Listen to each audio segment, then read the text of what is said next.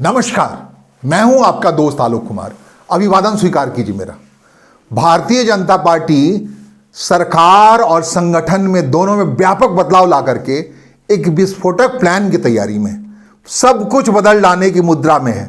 बिहार में बम्पर जीत से हौसला मिला है, इसके आधार पर वो रूपरेखा तय कर रही है अगले साल 2026 में जिन 5 राज्यों के चुनाव हैं वहां भारतीय जनता पार्टी बिहार के अनुरूप ही या 2024 के बाद से 6 लगातार जीतें जो करती हुई भारतीय जनता पार्टी बिहार तक आ गई है, उस जीत के रफ्तार को गति देने के लिए और क्या कुछ किया जा सकता है, लगभग चार्टर तैयार है।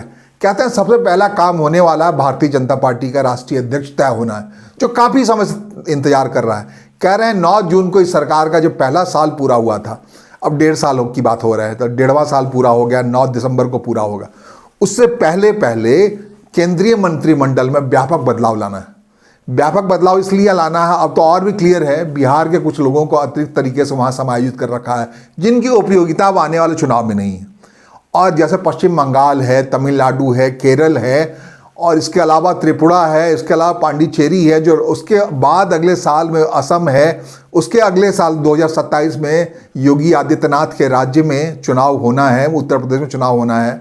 तो उन सब में चुनाव के मद्देनजर एक तो केंद्रीय मंत्रिमंडल सभा ही होनी है, वहाँ से प्रतिनिधि लाए जाने हैं जो मंत्रियों के तौर पर अपने अपने राज्य में बेहतर कर पाएँ, वहाँ की ज़रूरतों को पूरा कर पाएँ।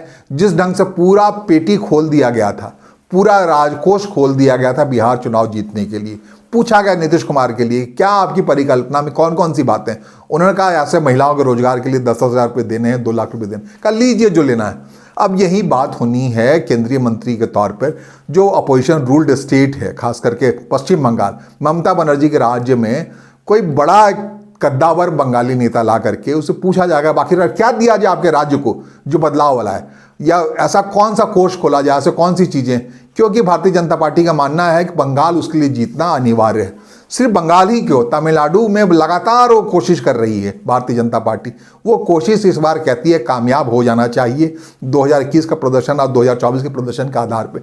उनको लग रहा है कि हाँ, एक ग्राउंड लेवल पर हमने काम कर लिया है, बूथ लेवल पर काम हो गया है। भारतीय जनता पार्टी की खिलाफत बड़ी तल्ख हुआ करती थी तमिलनाडु में, उत्तर के लोगों को वहाँ बर्दाश्त नहीं करते, लेकिन धीरे धीरे जैसे यात्राएं निकल रही है वहाँ बहुत सारे वहाँ के, जैसे एमजी रामचंद्रन ही नाम था उनका, जो वहाँ के नायक थे दक्षिण सिनेमा के, उसके साथ अलायंस है, AIADMK का अलायंस है। जयललिता अपने आप में बहुत बड़ी सांस्कृतिक तौर पे संस्कृति ज्ञाता थी और पूजा पाठ में यकीन रखती थी। ये सारे रास्ते बनाते हैं भगवा राजनीति के प्रवेश के, तमिलनाडु की राजनीति में। उसे अपने हिसाब से ट्रैवल कर रही है, पहुँच रही है भारतीय जनता पार्टी। और जो अगले साल चुनाव है अप्रैल में, वहाँ कैसे क्या कुछ बदलाव आ सकता है, वहाँ के कौन से नेताओं को केंद्रीय मंत्रिमंडल में ला करके इस अपोजिशन रूल स्टेट में भारतीय जनता पार्टी को पहुंचाया जा सकता है, इस पर बड़ी गंभीरता से, सघनता से, कहते हैं ना, माइक्रो लेवल पे भारतीय जनता पार्टी ने काम किया है, हमें प्रारूप तैयार किया है, काम करना अभी बाकी है।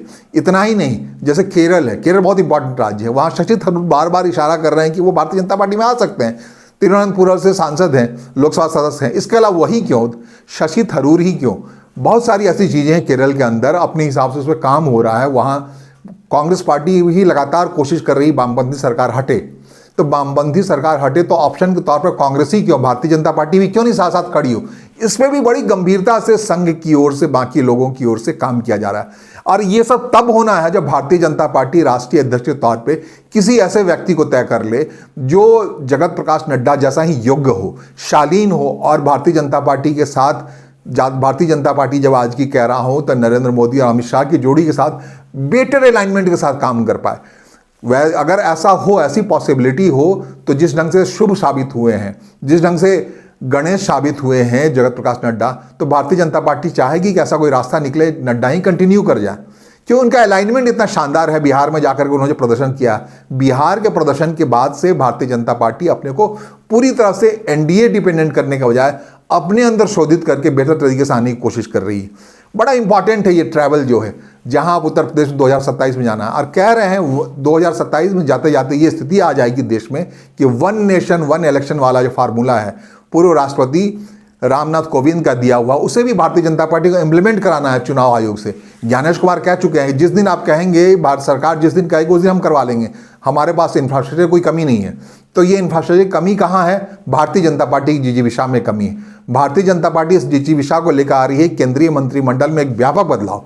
कौन कौन से नए चेहरे आएंगे इसके लिए कहते हैं 10 नेताओं के साथ, 10 बड़े नेताओं के साथ शीर्ष नेतृत्व की लंबी बैठक हुई है। और ऐसे ही उस 10 बड़े के साथ साथ 80 ऐसे नेता हैं जिनसे बातचीत हुई है संघ की, राष्ट्रीय स्वयंसेवक संघ की, आखिर जिससे मदद से बनना है नया अध्यक्ष या संकेतों से मिलना है नया संगठन का प्रारूप।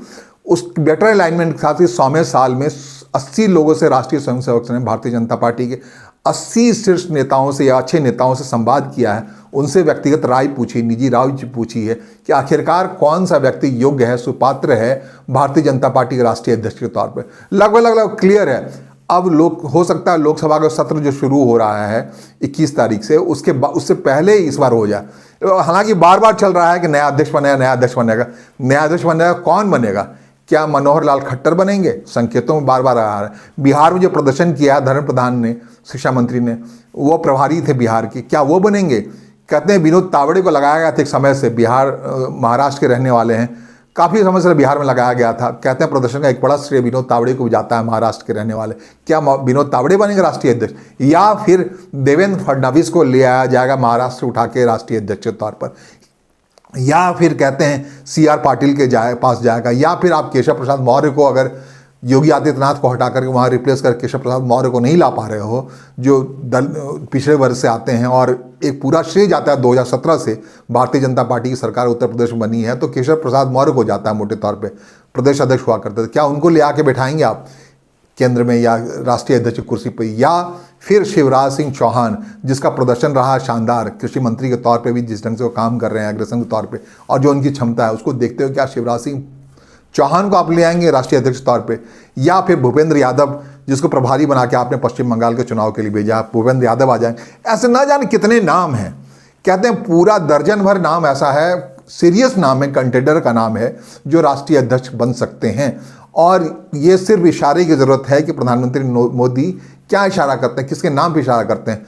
पात्रों की कमी नहीं है, सुयोग्य लोगों की कमी नहीं है भारतीय जनता पार्टी में। ये बार बार के अभ्यास करके देखा, एक्सरसाइज करके देखा। अभी नया एक्सरसाइज जैसे हमने कहा कि प्रभारी थे बिहार में पूरे चुनाव के भारतीय जनता पार्टी के धर्मेंद्र प्रधान, उनको जाकर आजमाया गया कि वो कैसे अलाइन करते हैं। जिस ढंग से बिहार चुनाव में एनडीए का एक भी बागी उम्मीदवार मैदान में नहीं था, सारा श्रेय धर्मेंद्र प्रधान को जाता है इस 202 संख्या पूरा करने में। हर एक कैंडिडेट के घर गए, बार बार गए, बागी लोगों के घर, कार्यकर्ता कोई भारतीय जनता पार्टी का उम्मीदवार के खिलाफ मैदान में खड़ा न रहे, इसका इंतजाम उन्होंने किया।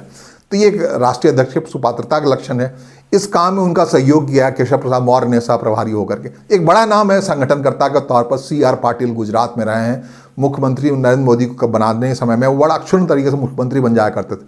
कहते हैं CR पाटिल का जब प्रभाव कम हुआ है, केंद्रीय राजनीति में लाया गया, केंद्रीय मंत्रिमंडल के तौर पर, तब से गड़बड़ चल रहा है कुछ गुजरात में। तो क्या गुजरात में भी मुख्यमंत्री कुर्सी बदलेगी, डोलेगी? कहते हैं उत्तर प्रदेश में मुख्यमंत्री कुर्सी डोलेगी। कह रहे हैं इसी ढंग से राजस्थान में जो आशातीत प्रदर्शन नहीं कर पा रहे हैं वहाँ के मुख्यमंत्री, वो सरकार बदलेगी। क्या मध्य प्रदेश में जो शिवराज सिंह से ओरे से निकल पाए हैं मोहन यादव, इस ढंग से तमाम राज्यों का बल्कि एकदम क्रिस्टल क्लियर माइक्रो लेवल पे उसका अन्वेषण हो रहा है, जांच हो रहा है, कह रहे हैं। और इसके लिए एक चार्टर तैयार है। जिस विस्फोटक प्लान की हम बात कर रहे हैं, भारतीय जनता पार्टी खुद को बदलने के साथ साथ पूरी सरकार को बदल देना चाहती। सरकार को इसलिए बदलना जो उससे जरूरी लग रहा है, 2029 में लोकसभा का चुनाव करने के इंतजार के बजाय वो चाहती उससे पहले 1 नेशन 1 इलेक्शन के फार्मूले पर पूरे देश में एकमत राय बने और एक साथ सारे विधानसभाओं और लोकसभाओं का चुनाव करा दिया जाए। यह प्रधानमंत्री नरेंद्र मोदी चाहते हैं, मेरे रहते हो जाया जाए। 75 साल की उम्र हो चुकी है उन्हें, अवसान की तरफ बढ़ने से पहले वो चाहते हैं कि 1 नेशन 1 इलेक्शन का जो उनका एजेंडा है वो अपने आंखों के सामने देख लें। उसके बाद राजनीति उम्र तो अपने हिसाब से अपना काम करती ही है, देखा जाएगा। लेकिन उन्होंने अपने मुख्य एजेंडे में शामिल रखा है और इस एजेंडे में शामिल रखने के कारण जो कह रहे हैं विस्फोटक प्लान है 1 नेशन 1 इलेक्शन की तरफ देश को ले जाने का, तरफ नहीं उसे करा लेने का, ये विस्फोटक प्लान से ही संभव है, माइक्रो लेवल पूरे मैनेजमेंट से ही संभव है।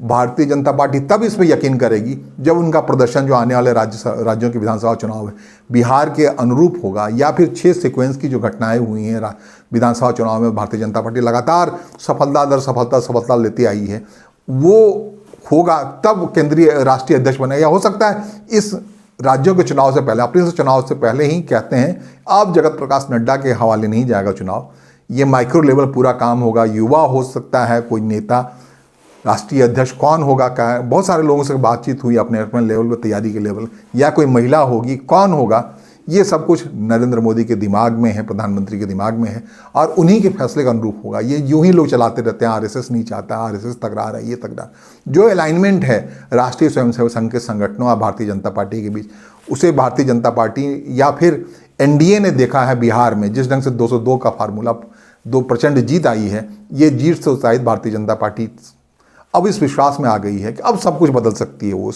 इस अतिशय विश्वास के बीच हम देखेंगे कि होता क्या है भारतीय जनता पार्टी के विस्फोटक प्लान, जिसका जिक्र बार बार हो रहा है, राष्ट्रीय अध्यक्ष बदल दो, संगठन बदल दो, सरकार में मंत्रियों को बदल दो, तो उसके नतीजे कब होंगे, कब ये फैसला होगा, ये रुका हुआ फैसले का इंतजार हम भी करेंगे, आप भी कीजिए। फिलहाल मुझे सुनने और समझने के लिए आपका आभार, नमस्कार, धन्यवाद।